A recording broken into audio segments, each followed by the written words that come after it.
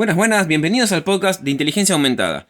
En el episodio de hoy, aplicando trabajos relevantes en inteligencia artificial, parte 2. Sin más preámbulos, empecemos. Este podcast es para todos aquellos que les interesa el mundo de la inteligencia artificial y el machine learning, también para los que se dedican o se quieren comenzar a desarrollar en el mundo de la inteligencia artificial, pero especialmente también para los que quieran cambiar de carrera profesional y comenzar a desarrollar soluciones con inteligencia artificial, ya sea como hobby, incorporarlas en su trabajo actual o incluso cambiar completamente de carrera profesional. Buenas, bienvenidos nuevamente al podcast de Inteligencia Aumentada, el podcast para todos aquellos que quieren cambiar de carrera profesional y les apasiona la inteligencia artificial. Este es el podcast que tienen que escuchar, es el podcast que tienen que seguir. Acá le vamos a dar todo tipo de consejos, sugerencias, tips, pasos de cómo pueden hacer para hacer ese cambio que ustedes no se animan y quieren hacer y tanto necesitan. Yo acá les voy a compartir la experiencia de todo lo que fui yo pasando cuando hice mi propio cambio desde la astronomía hacia la inteligencia artificial.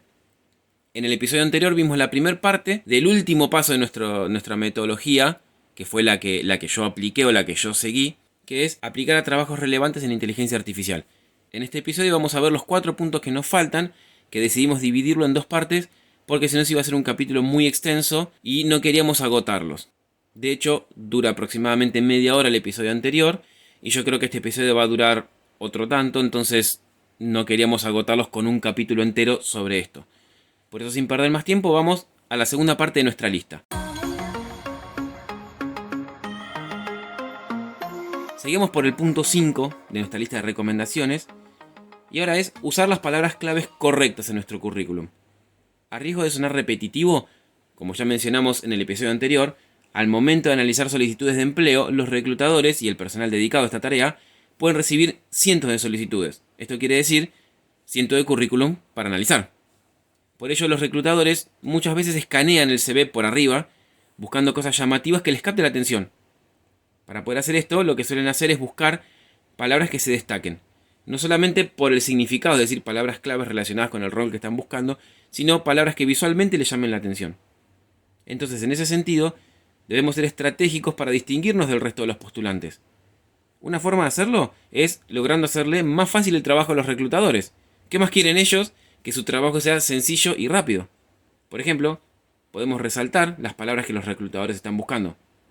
A continuación, le doy las 2 formas más simples y efectivas que podemos aplicar, o que por lo menos yo he aplicado, que las podemos hacer en un par de minutos y es altamente efectivo. Primero, utilizar palabras claves asociadas con el rol que estamos persiguiendo. Machine Learning, Deep Learning, AI o IA, Inteligencia Artificial, Computer Vision, Natural Language Processing, etc. Muchas veces incluso las palabras o las terminologías se buscan directamente en inglés, por más que sea un puesto en una empresa argentina y ni siquiera sea multinacional. Es casi una norma de que muchas veces los currículum directamente se confeccionan en inglés. Entonces está bueno prestar atención a esto para ver de qué forma escribimos estas palabras. Y el segundo punto es resaltar estas y otras palabras relevantes en negrita. Seguramente alguna vez leyeron alguna nota periodística o algún artículo en algún blog y vieron que hay palabras que están escritas en negrita. Al estar destacada del resto del texto por tener otro grosor, nos llama automáticamente la atención. Y no solo eso, sino que como está destacada del resto, nos da la sensación de que ese contenido es más importante que todo lo demás y que lo debemos leer y prestar atención. También nos da la sensación, inconsciente obviamente, de que un conjunto de 3 o 4 palabras en negrita puede ser un resumen bien condensado de una idea. Entonces vamos a estar incorporando un concepto entero solo en unas pocas palabras. Entonces por eso el cerebro automáticamente se predispone a prestarle atención a esas palabras. Entonces fíjense que estas 2 técnicas, tan simples como suenan, tienden a tener un efecto muy notorio frente a las personas que lo leen. A todos nos va a producir el efecto que yo les describí anteriormente, y los reclutadores obviamente no son ajenos a ello porque son seres humanos. De hecho, muchas veces nos lo van a agradecer porque le estamos facilitando el trabajo. Esto puede producir involuntariamente un efecto positivo en su concepto hacia nosotros. No necesariamente es así, obviamente, pero es una apreciación mía. Fíjense, hagan la prueba ustedes, si tienen su currículum o cuando lo confeccionen, tómenlo escrito así como está, guarden una copia y hagan la modificación de poner las palabras claves y ponerlas en negrita y todo eso, y después comparen los dos y van a ver cómo la segunda versión cambia un montón con un par de minutos de trabajo nada más. El sexto punto es apalancarnos en nuestra red. La idea de este punto es utilizar la red de contactos que fuimos construyendo en el paso anterior para ayudarnos a conseguir ese empleo que estábamos buscando. Cuando uno se postula a un puesto a través de una referencia, las chances de lograr conseguir ese trabajo aumentan. Supongamos que queremos postularnos a una empresa X, por no usar ningún nombre en particular. Cuando una persona que trabaja en esa empresa tiene un buen concepto de ella en el trabajo, refiere a otra persona, recomienda a otra, por lo general los reclutadores suelen poner esa postulación en una carpeta distinta a la de los postulantes que se presentan por los medios convencionales, por ejemplo a través de LinkedIn. Es como que nuestro currículum tiene un asterisco. Ojo, referencias no significa favoritismo ni amiguismo. Esto no quiere decir que nos van a dar el empleo o que tenemos más chances de agarrarlo solamente porque somos conocidos de alguien o porque alguien nos recomendó. No es así. Esto simplemente lo que significa es que si la persona trabaja en esa empresa y tiene una buena imagen de esa persona, van a creer en su palabra. Y si está recomendando a alguien para un puesto, van a considerar que esa persona tiene un perfil prometedor para el puesto que buscan.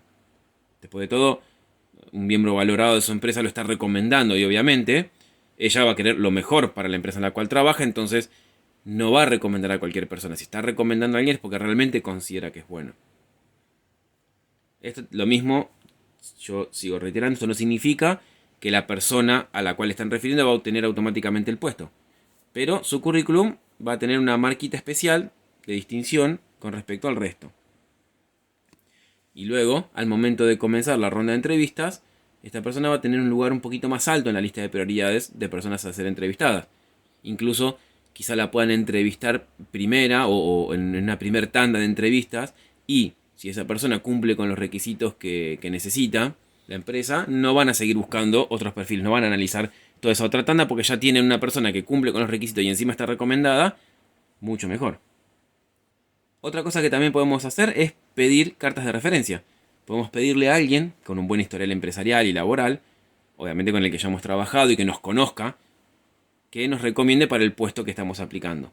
Siempre es mejor que esta persona sea alguien de alto rango, no es lo mismo que nos recomiende otro junior o un semi-senior a que nos recomiende el líder de la práctica de inteligencia artificial de una empresa, si es nuestro segundo trabajo, o el líder o el manager de la empresa donde estamos ahora. Obviamente alguien de mayor rango que nos recomiende va a tener un impacto más positivo. O debería tener un impacto más positivo, no necesariamente es así, no es algo determinista. Esta persona lo que va a hacer es redactar una carta donde va a destacar, esperemos, en nuestras habilidades y por qué somos un excelente perfil para ese puesto. A veces algunas personas ponen dato de contacto de personas que pueden hablar por ellas y dar su opinión. Obviamente, preferentemente es favorable, sobre todo relacionado con nuestro desempeño en la empresa en la que estamos o en otra que estuvimos. Sin embargo, por más que esto lo vi muchas veces, se suele no recomendar mucho esta práctica de las referencias. No estoy seguro del todo por qué, pero no es lo más recomendable. Por experiencia yo creo que tiene que ver con que, por un lado, la persona que nos está recomendando, si está trabajando en la misma empresa que nosotros actualmente, y no sé si a la persona le conviene que nosotros nos vayamos si tiene un buen concepto laboral de nosotros. No van a querer perder un recurso así. Incluso depende la ética de esa persona, puede hasta hacer una carta de referencia no positiva. De hecho, muchas veces las cartas son selladas, entonces no tienen forma de. No tenemos forma de saber nosotros qué dijeron de nosotros. O el reclutador lo contacta a esta persona, entonces no sabemos lo que hablaron. Y otras veces creo que también que debe tener que ver con que si un reclutador recibe una opinión muy buena, muy elogiosa de una persona, también podemos pensar, bueno, se conocen, trabajan hace tiempo, pueden tener una cierta amistad, entonces obviamente va a hablar bien de esta persona. Yo que sé que es así. Entonces, como tiene mucha incertidumbre, a veces no se suele recomendar mucho esta práctica. Siempre es enormemente preferible armar bien nuestro portfolio, mostrar nuestras experiencias, o sea, que el puesto nos lo ganemos nosotros, sin ningún tipo de empujoncito. Eso siempre va a ser muchísimo más meritorio. Ahora bien, en el séptimo punto, que es seguimiento, acá les voy a dar un consejo que cuando lo escuchen les va a parecer que no es la gran cosa, pero la mayoría no lo usa. Y puede ser una herramienta más que nos dé una ventaja con respecto al resto. Ahora, finalmente llegamos a la instancia en la que aplicamos a una posición o varias. Espero que no a todas de forma indiscriminada y en forma de ametralladora, como lo he dicho en el episodio anterior. Entonces aquí lo más común, y que es lo que hace la mayoría, es realizar la solicitud del empleo y seguir buscando otros para aumentar así las chances de que nos llamen en alguno de ellos. Pero ¿qué pasa? Cuando logramos aplicar una posición, no nos tenemos que quedar ahí, aplicar, presentar nuestro currículum y listo, seguir y cerrar ese cajón. Lo que debemos hacer es un seguimiento de nuestras aplicaciones. Debemos seguir a ver cómo van nuestras aplicaciones. Esto tiene dos objetivos. Por un lado, para enterarnos obviamente de cómo va el proceso en caso de que no nos avisen por parte de la empresa. A veces sucede que ni siquiera nos avisan que la aplicación fue recibida o no, y mucho menos avisarnos que no van a seguir con nuestro perfil. Muchas veces, como no les interesa nuestro perfil o no cumplimos con sus requisitos, lo descartan y siguen con otro. No nos avisan ni nos dan un feedback de cómo nos fue, si tuvimos ya la entrevista o no, cómo nos fue, de nuestro currículum. Y a veces eso también suele ser una herramienta poderosa para mejorar a futuro. De más está obviamente que también es una falta de respeto que no nos avisen. Nosotros nos tomamos la molestia de aplicar para trabajar en la empresa donde están ellos y que ellos están representando y que no nos respondan, y no es muy agradable. Y por otro lado, también consultar esporádicamente acerca de cómo va el proceso de solicitud de este empleo, si hay novedades al respecto, puede reflejar un claro interés de nuestra parte ante la posición solicitada.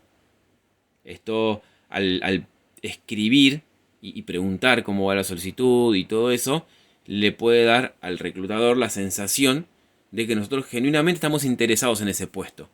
Entonces eso nos ve como una persona más proactiva, que nos interesamos en el puesto, que seguimos preguntando, que nos contactamos, que queremos seguir en ese proceso. Pero ojo, no hay que abusar de esta herramienta. O sea, es un consejo que es súper útil, pero que no hay que abusar. ¿Por qué? Porque si enviamos mensajes muy seguido, podemos provocar el efecto opuesto. Si nosotros postulamos a un empleo y al otro día ya le escribimos cómo va, o tuvimos una entrevista y al otro día le escribimos, y nos contesta y al otro día le escribimos, y al otro día le escribimos, o sea, puede ser que incluso provoquemos el efecto contrario al que queremos provocar. Entonces, no hay que abusar. Por lo general, los tiempos ideales para enviar este tipo de mensajes serían: si la solicitud fue enviada y no recibimos acuse de recibo por parte de los reclutadores, podríamos esperar 1 o 2 días a ver, porque quizá todavía están procesando la solicitud, pero es bueno saber si llegó, porque en caso de que no lo haya hecho, deberíamos volver a enviarla. Entonces, está bueno saber si llegó o no. Puede pasar, aunque no es tan frecuente, que la solicitud se pierda por ahí, o que haya habido justo un error en la red y que no haya llegado el paquete digital hablando, ¿no? El mensaje no haya llegado y se haya perdido y tengamos que volver a hacer la solicitud. Después, si ya sabemos que la solicitud llegó y estamos esperando que el reclutador o la reclutadora se comunique con nosotros para ver si le gustó nuestro perfil y que se contacte para concertar una reunión, podemos esperar 5 días, una semana, hasta 10 días. Podríamos esperar, sobre todo si es una posición donde puede haber muchos postulantes.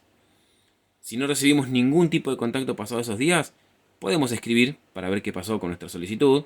Ahora que sabemos que ya la tienen en su poder, podemos ver a ver qué pasó. O sea, muchos, entre los que me incluyo, no me gusta molestar y andar preguntando, pero en realidad no siempre molestamos.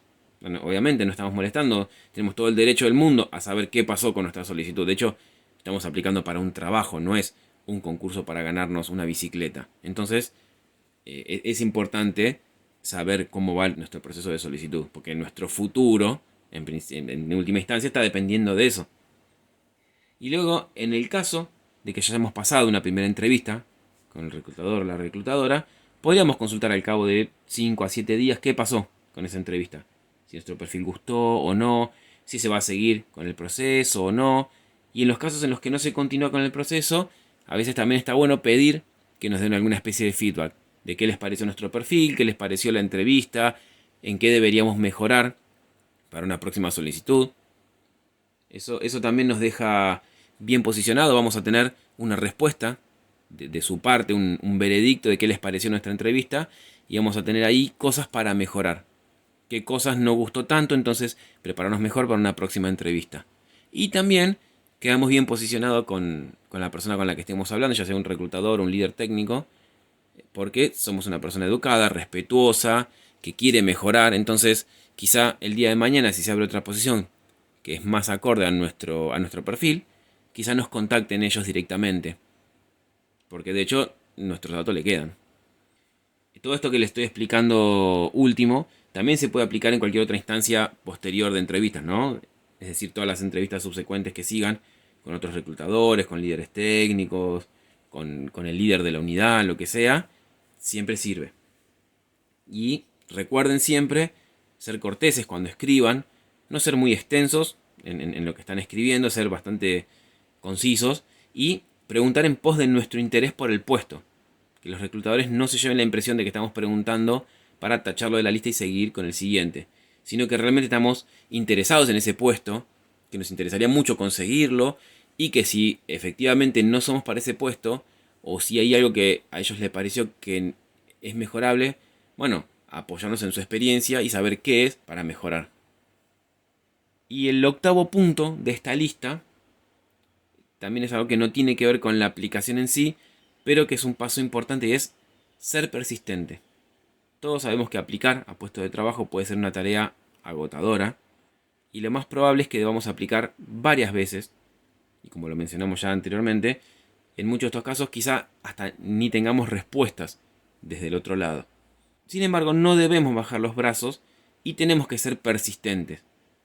Hasta los mejores perfiles han sido rechazados y han tenido que seguir aplicando. Esto no es porque somos junior o porque nunca trabajamos en inteligencia artificial. Les ha pasado a perfiles con mayores seniority. Incluso sucede que empresas contactan ellos mismos a algún perfil porque les resultó muy interesante y luego de las entrevistas deciden ir por otro perfil. Esto es súper común. Por eso no hay que rendirse. Tenemos que armarnos de paciencia porque acá esto es justamente algo que estábamos hablando con un seguidor de la cuenta de inteligencia aumentada. Estábamos chateando, intercambiando mensajes, que me contaba que a él la parte que más le preocupa de todo esto del cambio de carrera profesional es la etapa de búsqueda laboral. Y esto es perfectamente lógico. ¿Por qué? Porque esta etapa es la única que no depende exclusivamente de nosotros. Acá, por más bien que hagamos las cosas, siempre dependemos de un tercero, que es el reclutador o los líderes técnicos, es decir, la otra empresa. Entonces, al no tener nosotros todo el control de lo que hacemos, como en la etapa de formación o en la etapa de ganar experiencia, nos da esa sensación de inseguridad o de miedo, porque por más predisposición que haya a nuestro lado, si del otro lado no hay match, no podemos avanzar. Por eso lo único que podemos controlar nosotros es nuestra frialdad, al saber que no conocemos cuánto tiempo puede llevarnos hasta conseguir nuestro trabajo. Debemos seguir aplicando, tener paciencia, no tomemos cada negativa a una aplicación como algo personal o como que no servimos para esto. Lo más frecuente va a ser sentir esto, nos pasa a todos lo sentimos. Podemos incluso, como yo les mencionaba anteriormente, ser víctimas recurrentes del síndrome del impostor cada vez que nos rechacen en una solicitud. De que obviamente la sensación de que no nos contratan porque no somos lo suficientemente buenos está a la orden del día. Pero en realidad puede ser que algunos piensen eso, pero eso no significa que sea cierto. Que algún reclutador piense que realmente no servimos para esa tarea, no significa que realmente no sirvamos. Es su opinión, pero para otros podemos ser excelentes.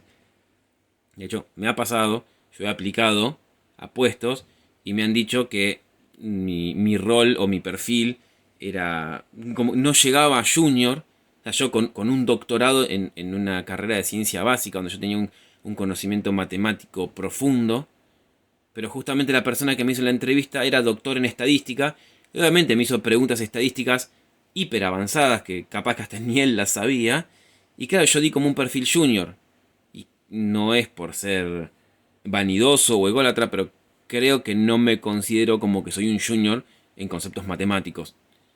Pero bueno, era su opinión con el sesgo de su análisis, entonces no tomemos eso como que todos van a pensar lo mismo. Yo en su momento lo pensé, hasta sentí que no iba a seguir aplicando más a esto porque me sentí derrotado. Digo, si yo, que uno de los fuertes más grandes que tenía era la matemática, y que en el primer lugar donde apliqué me dijeron que tenía un conocimiento matemático de un junior, pero yo seguía aplicando y de hecho en otros me dijeron exactamente lo contrario, que lo que más le gustaba de mi perfil es la fuerza que yo tenía en la formación matemática.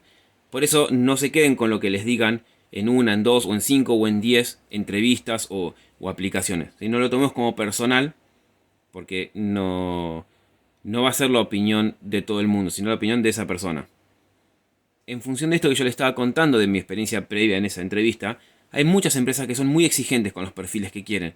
Incluso llegan a pedir requisitos altamente exagerados y que no los vamos a cumplir para nada. Y eso no significa que nosotros no sepamos. Les voy a contar una pequeña anécdota. Creo que ya la conté en algún otro episodio o en alguno de los posteos de la cuenta de Instagram de inteligencia aumentada. Pero en 2020 una compañía estaba buscando un puesto de desarrollador y pedía más de 4 años de experiencia en una herramienta llamada Fast API o Fast API. Esto se hizo viral porque lo retuiteó el mismo creador de Fast API, lamentándose de que él mismo no podía aplicar al puesto porque la había creado hacía apenas 1 año y medio y no cumplía con los 4 años de requisito que pedía la empresa. Entonces, ¿cuál es la moraleja de esto? Relacionado con el tema que estamos tratando es que no siempre que nos rechacen piensen que es por culpa nuestra. Por eso debemos ser fríos en nuestra mente, tener una mentalidad fría y seguir aplicando hasta que alguna empresa vea realmente nuestro potencial y el valor que podemos aportar. Pero también es muy importante saber cuál es ese valor que podemos aportar.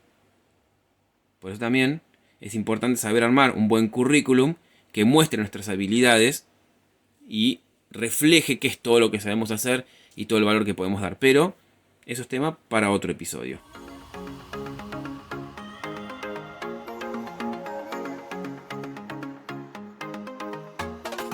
Y con esto concluimos esta serie de episodios destinados a compartirles la metodología que yo utilicé para realizar mi propio cambio de carrera profesional.